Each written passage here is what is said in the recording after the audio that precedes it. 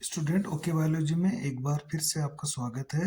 इस क्लास में हम 10वीं चैप्टर का एक नया टॉपिक पढ़ रहे हैं जिसका नाम है बायोगैस के उत्पादन में सूक्ष्म जीव अर्थात microbes in production of biogas. तो बायोगैस के निर्माण में या उत्पादन में कौन कौन से सूक्ष्म जीव उपयोग में हम लेते हैं या किन सूक्ष्म जीवों की सहायता से हम बायोगैस बनाते हैं और बायोगैस बनाने के लिए जो संयंत्र होता है उसके कौन कौन से घटक होते हैं या वो किस तरह से बनाया जाता है उसकी संरचना को भी हम यहाँ पर पढ़ने वाले हैं। तो बायोगैस जैसा कि ये एक प्राकृतिक गैस है जो कभी भी खत्म नहीं होने वाली है अर्थात ये नवीकरणीय या रीन्यूएबल एक रीन्यूएबल ये गैस है प्राकृतिक गैस। तो रीन्यूएबल नेचुरल गैस है हमारी बायोगैस जिसका इस्तेमाल हम ऊर्जा के स्रोत के रूप में खाना बनाने में करते हैं। तो बायोगैस देखिए कि ये एक गैसों का एक मिश्रण है जिसका मुख्य घटक मेथेन यानी CH4 गैस होता है। इसके अलावा इसमें carbon dioxide, hydrogen, H2S, nitrogen आदि गैसें भी इसमें मिली हुई होती है या इसमें पाई जाती है। लेकिन जो सबसे ज़्यादा जो घटक होती है या जो गैस मौजूद होती है मेथेन, और इसी के कारण से ये एक ऊर्जा का स्रोत बन जाता है।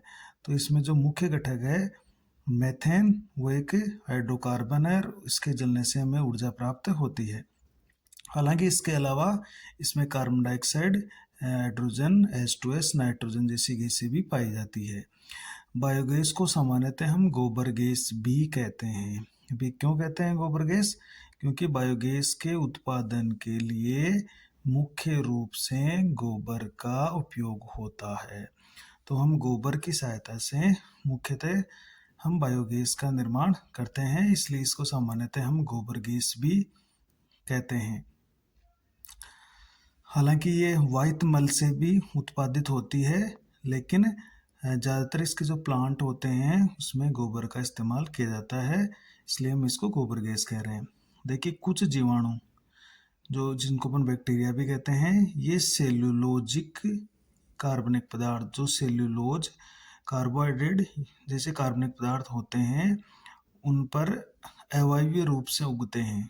यानी कुछ जीवाणु का भोजन है सेल्यूलोज वाले कार्बनिक पदार्थ। जब ये इस पर उगेंगे तो वो इन पदार्थों के किण्वन से, देखिए किण्वन जो एक अवायवीय श्वसन का ही रूप है, किण्वन से कार्बन डाइऑक्साइड H2 के साथ साथ बड़ी मात्रा में मेथेन भी उत्पन्न करते हैं। तो ज़्यादातर जीवाणु क्या होते हैं कि जब कार्बनिक पदार्थों को वो किण्वित करते हैं तो कार्बन डाइऑक्साइड गैस उत्पन्न होती है। लेकिन कुछ जीवाणु ऐसे भी होते हैं जो सेल्यूलोज वाले जो कार्बनिक पदार्थ होते हैं, जिसमें गोबर आ गया या सड़े गले पत्ते आ गए, तो उनमें सेल्यूलोज वाले जो कार्बनिक पदार्थ होते हैं उनको वो किण्वित कराकर कार्बन डाइऑक्साइड, हाइड्रोजन जैसी गैस से तो बनाते ही हैं, इसके साथ साथ बड़ी मात्रा में मेथेन भी उत्पन्न करते हैं। अब ये जो मेथेन उत्पन्न होती है ना, ये हमारे लिए उपयोगी घटक है इस बायोगैस का। अतः सामूहिक रूप से ऐसे जीवाणुओं को हम मेथेनोजेंस जीवाणु कहते हैं या मेथेनोजन बैक्टीरिया। तो मेथेनोजन बैक्टीरिया कौन हो गए? जो मेथेन का उत्पादन करते हैं या मेथेन बनाते हैं। तो ऐसे जीवाणु भी होते हैं जो सेल्यूलोजिक पदार्थों को किण्वित कराकर या उनको तोड़कर मेथेन बनाते हैं, तो उनको अपन मेथेनोजन जीवाणु या बैक्टीरिया कहते हैं। तो ये जो मेथेनोजेंस होते हैं ये मेथेन उत्पन्न करने वाले जीवाणु होते हैं। तो ये कौन कौन से जीवाणु हैं? जैसे इसके हमने दो उदाहरण लिख रखे हैं। एक उदाहरण है मेथेनोबैक्टीरियम और एक है मेथेनोकोकस। तो ये जो जीवाणु होते हैं ये बहुत पुराने या आर्की जीवाणु होते हैं, आद्य जीवाणु होते हैं जो जीवाणु में सबसे पहले प्रकृति में आए थे। तो ये यहाँ पर मेथेन का उत्पादन करते हैं। ये जीवाणु प्राय अवायवीय गाढ़े कीचड़ में भी पाए जाते हैं। देखिए, अवायु यानी इनको हवा की जरूरत नहीं है, अतः ऐसे स्थानों पर भी मिल सकते हैं जहाँ पर ऑक्सीजन नहीं है।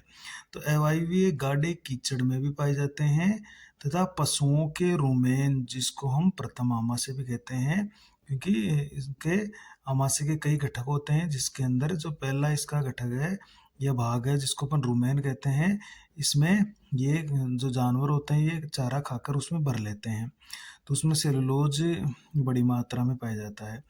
तो ये जो रुमेन है ये प्रथम आमाशय में पाए जाते हैं ये जीवाणु।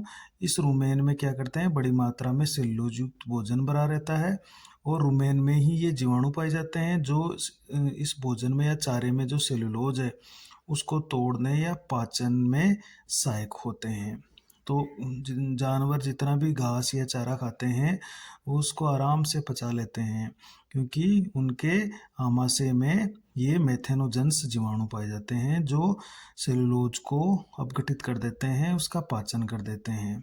जबकि हमारे अंदर ऐसा नहीं होता है, मनुष्य ऐसा नहीं कर पाएगा। अतः पशुओं का जो मल होता है जिसको डंग भी कहते हैं, अर्थात गोबर में जीवाणु बड़ी मात्रा में पाए जाते हैं और उस गोबर से वो क्या करेंगे, उसमें जो सेलुलोज होगा, सेलुलोज युक्त जो कार्बनिक पदार्थ होंगे उसका अपघटन करेंगे और उससे मीथेन गैस का उत्पादन होगा। तो ये मुख्य रूप से जो कीचड़ होता है उसमें पाए जाते हैं ये मेथेनोजेंस, और जानवरों के रुमेन में भी पाए जाते हैं। तो ये वहाँ पर सेलुलोज का अपघटन करते रहते हैं और गोबर के साथ बाहर आ जाते हैं। तो इस तरह से इनको हम मेथेन या गोबर गैस के निर्माण में इन जीवाणुओं का उपयोग कर सकते हैं। क्या मानव अपने आहार में उपस्थित सेलुलोज को पचाने के योग्य है? तो हम ऐसा नहीं कर पाएंगे, क्योंकि हम सेलुलोज का पाचन नहीं कर सकते हैं, क्योंकि हमारे अंदर ऐसे जीवाणु नहीं पाए जाते हैं। तो मानव आहार में उपस्थित सेलुलोज का पाचन नहीं कर सकता, क्योंकि सेलुलोज के पाचन के लिए आवश्यक सूक्ष्म जीव जो जीवाणु होते हैं या जो पाचक एंजाइम होते हैं उसका अभाव होता है। तो जो भी हम कुछ खाते हैं और उसमें सेलुलोज पाया जाता है, चाहे वो फल हो या कोई पत्तेदार सब्जी, तो उसमें वो सेलुलोज का हमारे अंदर पाचन नहीं होता है, बल्कि वो पचाने में मदद करता है, वो आंतों की सफाई में या फाइबर का काम करता है। इसलिए हमारी पाचन शक्ति तो बढ़ जाती है, लेकिन सेलुलोज का पाचन हमारे अंदर नहीं होता है। तो इसका कारण यही है कि हमारे शरीर में ये जो मेथेनोजेंस जीवाणु होते हैं ये नहीं है, और इसको पचाने वाला कोई भी पाचक एंजाइम भी हमारे अंदर नहीं है। तो हम सेलुलोज का पाचन नहीं कर पाएंगे, लेकिन जो मवेशी होते हैं, पशु, वो आराम से सेलुलोज का पाचन करते हैं, क्योंकि उनके अंदर मेथेनोजेंस बैक्टीरिया पाए जाते हैं। और यही कारण है कि गोबर से हम गोबर गैस या मेथेन गैस उत्पादित कर सकते हैं। अब हम चर्चा करेंगे एक बायोगैस संयंत्र की या बायोगैस प्लांट की। तो ये बायोगैस प्लांट में क्या क्या होता है, तो हमने इसका एक चित्र बना रखा है। तो इसकी चित्र की सहायता से हम इसको समझते हैं। देखिए, ये जो चित्र है ये एक अलग टाइप का बायोगैस संयंत्र है, जिसके अंदर ये जो ड्रम देख रहे हो, ये गैस होल्डर, जिसको अपन गैस होल्डर बोल रहे हैं, ये है वो फ्लोटिंग ड्रम होता है जो कि ऊपर नीचे होता रहता है। बाकी कुछ बायोगैस संयंत्र यहाँ पर इस तरह से फिक्स्ड डोम वाले भी होते हैं। तो इसमें क्या क्या होता है, देखिए इसमें एक बड़ा ये टैंक है जो मुख्यतः भूमि के अंदर बनाया जाता है, और सीमेंट, कंक्रीट या ईंट से भी ये बनाया जाता है। इसके साइड में इधर ये एक छोटा टैंक है जिसमें गोबर और जल को मिक्स करके एक पतले घोल के रूप में इस टैंक में डाला जाता है, और फिर डालने के बाद इसके ऊपर हम ये ढक्कन लगा देते हैं। तो ये जो गोबर और जल को हमने मिक्स करके इसमें डाला है तो उसको हम सल्दरी भी कहते हैं, और ये सल्दरी सीधे इस एंट्री के द्वारा या प्रवेश के द्वारा यहाँ पर इस बड़े टैंक में आ जाती है। इस बड़े टैंक को हम डाइजेस्टर या किण्वक बोल रहे हैं। तो यहाँ पर क्या होता है, देखिए मेथेनोजेंस जीवाणु है। तो मेथेनोजेंस जो जीवाणु होते हैं वो यहाँ पर ये जो गोबर पानी के साथ घुलकर आया है उसका उसके अंदर जो सेल्यूलोजिक कार्बनिक पदार्थ होते हैं उसको तोड़ेंगे, उसका अपघटन करेंगे, उसका पाचन करेंगे तो मीथेन गैस और उसके साथ जो अन्य गैसें हैं कार्बन डाइऑक्साइड, हाइड्रोजन, उन वो सारी गैसें यहाँ पर बनेगी और ये सीधे गैस हल्की होने के कारण ऊपर उठेगी। तो जैसे जैसे गैस बनती जाएगी तो यहाँ पर ये जो बीच का जो चैम्बर है जिसको अपन गैस होल्डर बोल रहे हैं, ये चित्र एक फ्लोटिंग यानी फ्लोटिंग ड्रम वाला बायोगैस संयंत्र है ये।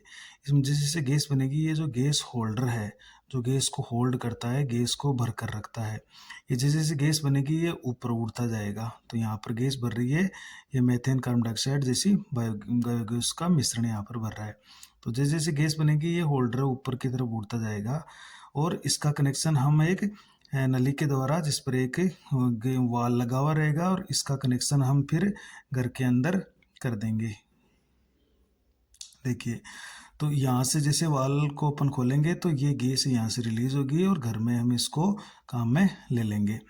दूसरी साइड में इस जो बड़ा टैंक है उसमें एक छोटा टैंक और होता है।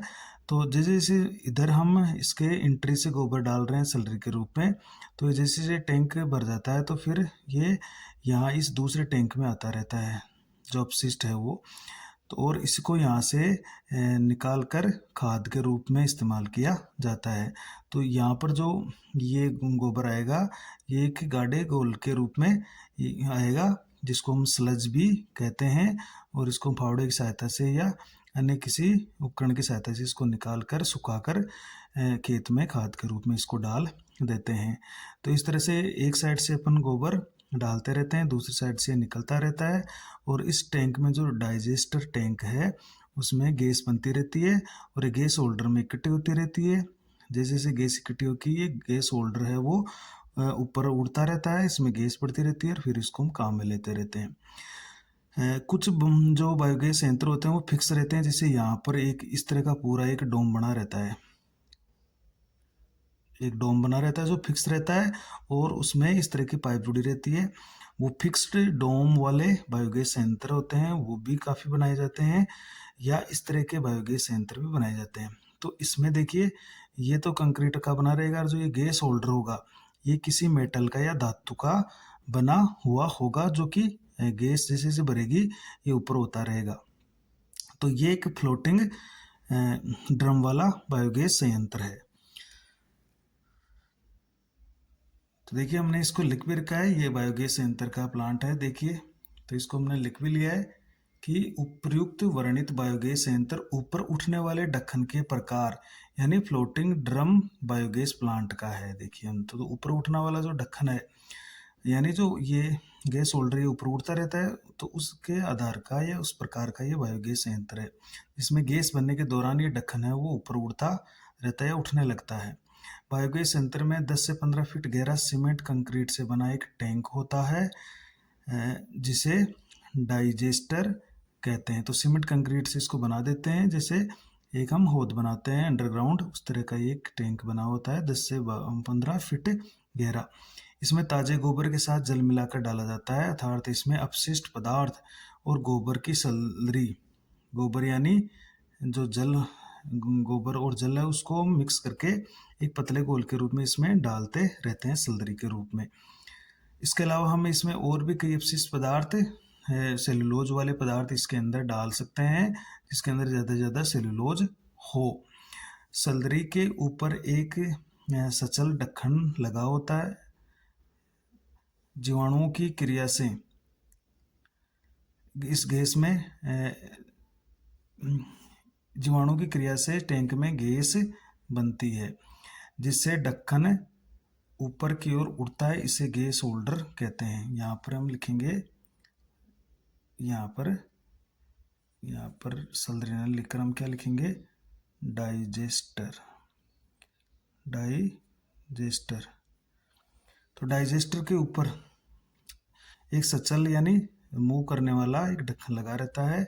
जीवाणुओं की क्रिया से ये टैंक में जैसे गैस बनती है जिससे ढक्कन ऊपर की ओर उड़ता है और इसे गैस होल्डर कहते हैं। तो जो ये ढक्कन टाइप लगा हुआ मैं देखा था, ये गैस होल्ड करने वाला ये गैस होल्डर है, जो जैसे जैसे गैस बनेगी उसके दाब से ये ऊपर उड़ता जाएगा। गैस होल्डर से एक पाइप जुड़ा रहता है जिसकी सहायता से घरों में बायोगैस की आपूर्ति की जाती है।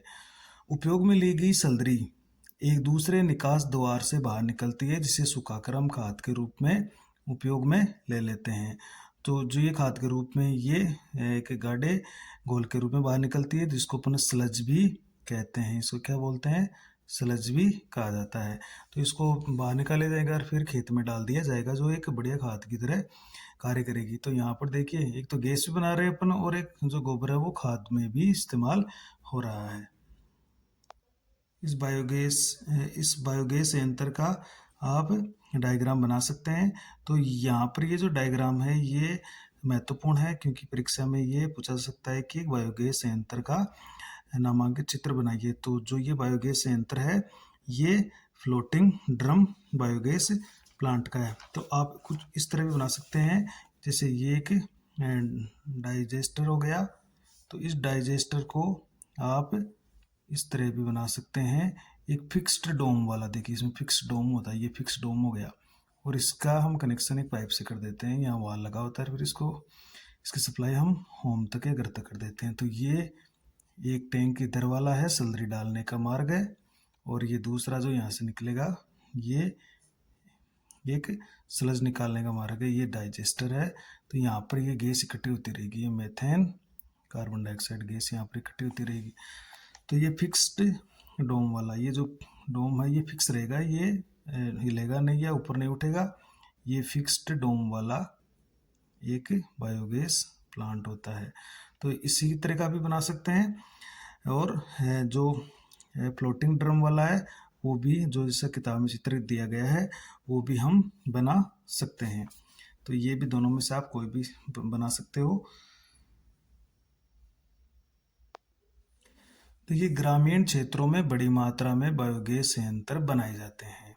सिटी में क्यों नहीं बनाए जाते? गांव में क्यों बनाए जाते हैं ग्रामीण क्षेत्रों में? क्योंकि ग्रामीण क्षेत्रों में बड़ी मात्रा में पशु पाले जाते हैं और जिसमें बड़ी मात्रा में गोबर उत्पन्न होता है। तो गोबर भी वहाँ पर खूब उत्पादित होगा, पशु ज़्यादा रहेंगे तो गोबर ज़्यादा उत्पादित होगा और वहाँ पर गोबर का इस्तेमाल करके बायोगैस ज़्यादा मात्रा में बनाई जाती है।